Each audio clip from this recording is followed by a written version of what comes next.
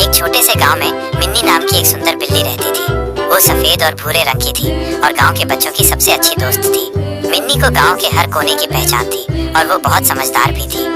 एक दिन गांव के मंदिर के पास से अजीबोगरीब आवाजें आने लगी। लोग डर गए और सोचने लगे कि शायद मंदिर में कोई छुपा हुआ है। इन आवाजों के कारण बच्चों ने भी मंदिर के पास जाना बंद कर दिया था। मिन्नी ने देखा कि बच्चे डर के मारे उदास रहने लगे हैं। उसने तुरंत फैसला किया कि वो इस रहस्य को सुलझाएगी।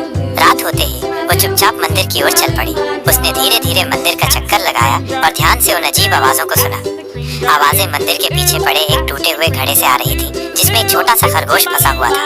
वो डर के मारे चिल्ला रहा था। मिन्नी ने अपने पंजों से मिट्टी हटाई और उस नन्हे खरगोश को बाहर निकाला। सुबह होते ही मिन्नी मंदिर से सीधे गांव के चौपाल में पहुंची और लोगों को मंदिर तक ले गई। सबने देखा कि मिन्नी ने एक मासूम जानवर की जान बचाई है। बच्चे खुशी से झूम उठे और फिर से मंदिर में खेलने लगे। गांव वालों ने मिन्नी को गांव की रक्षक का नाम दिया और उसके लिए एक छोटी सी प्यारी सी झोपड़ी बनवाई। मिन्नी हमेशा गांव की प्यारी रक्षक बनी रही।